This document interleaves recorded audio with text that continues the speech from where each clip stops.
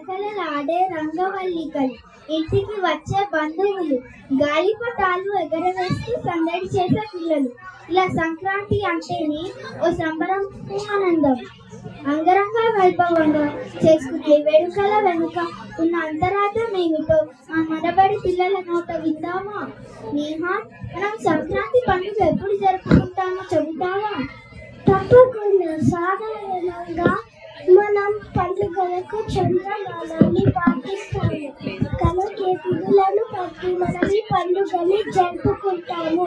కానీ సంక్రాంతి పండుగ మాత్రం సౌరమానం ప్రకారం జరుపుకుంటాము.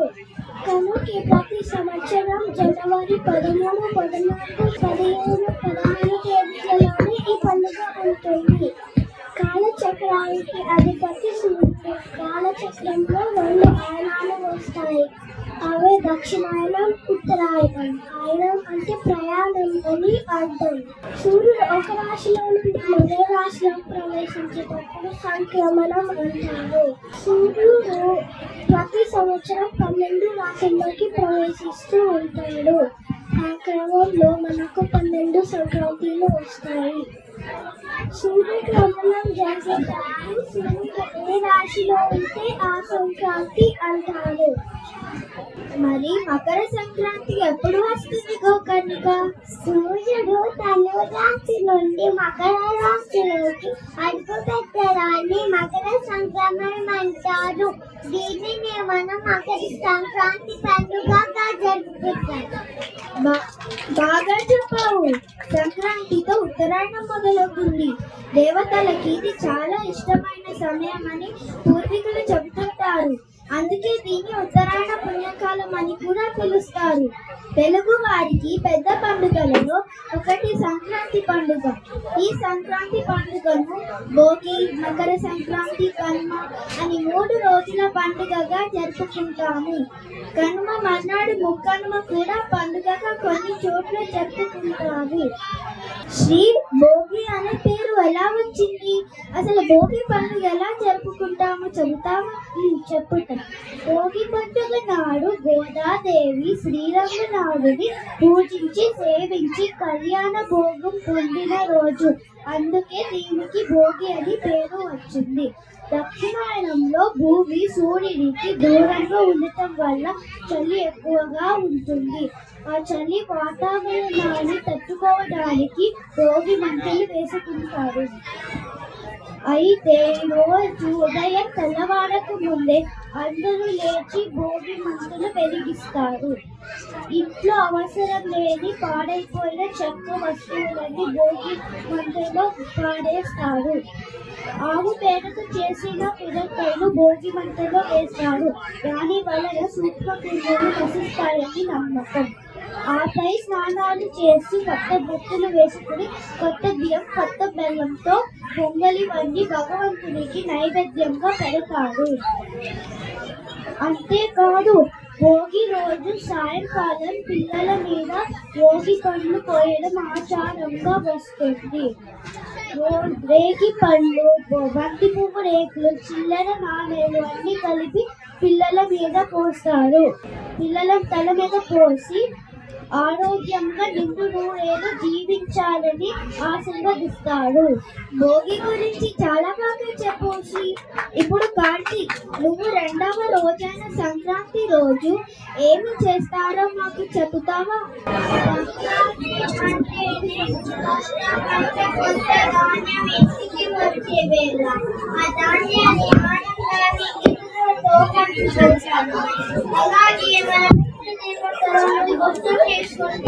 వారి ఆత్మశాంతి కోసం దానం చేస్తారు. ఈ సమయంలో హరిగౌరమ్మని అంటూ హరిదాసులు శ్రీహరినామాలు పాడుకుంటూ ఇళ్ళకి వస్తారు. భక్తి రథంతో చక్కగా అలంకరించి వేగంగా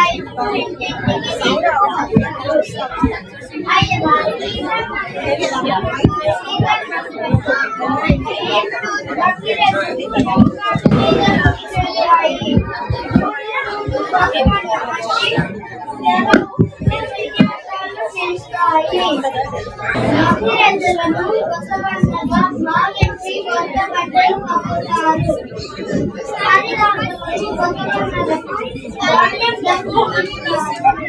భలే అయ్యవారికి దండం పెట్టు, అమ్మగారికి దండం పెట్టు అనే పాట పాడతారా నువ్వు మరి నేను?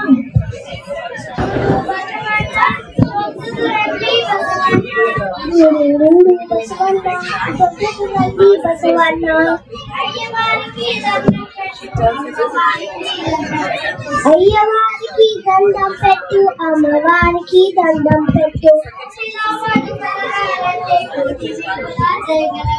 కోటి లాభాలు కలగాలంటే కోటి వెల్పులా దేవగాలి.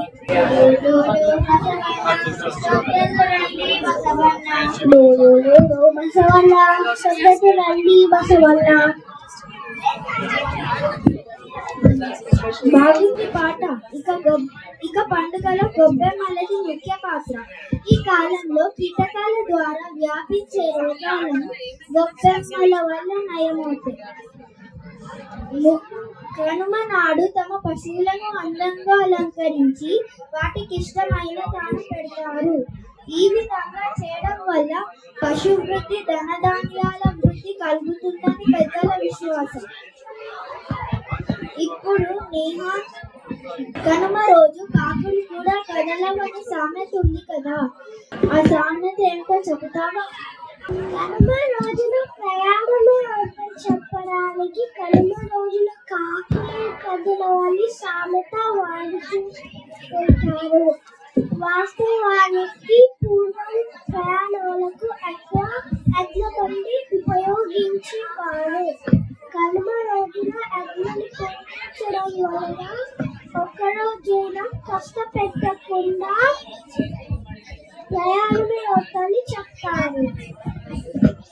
మరి కార్తీక్ కనుమ నాడు మేము కొరకవలే అంటారు కదా, దాని అర్థం ఏమిటో చెబుతావా? కనుమ నాడు మినుము కొరకవలే అంటే కనుమ రోజున పితృదేవతలను తలుచుకుంటూ గారెలు వండుకొని తినాలి అని చెబుతుంది. ఇలా ఎందుకు చేస్తామంటే సూర్యుడు ఉత్తరాయణంలోకి ప్రవేశించినప్పుడు వాతావరణంలో వేడి పెరుగుతూ ఉంటుంది.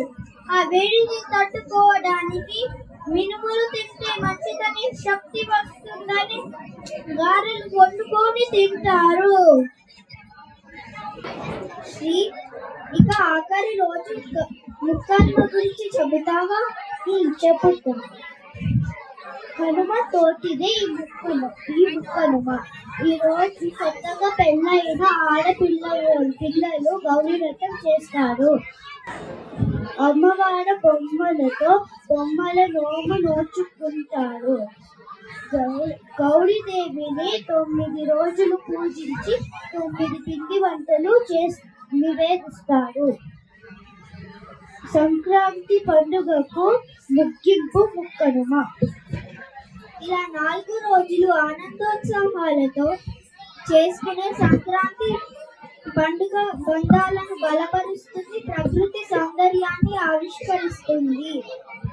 ఇది మన సంస్కృతి సంప్రదాయాలకు నిలువుటద్దం. ధన్యవాదాలు. ధన్యవాదాలు. జై హో మనబడి. భాషా సేవయే భావితరాల సేవ.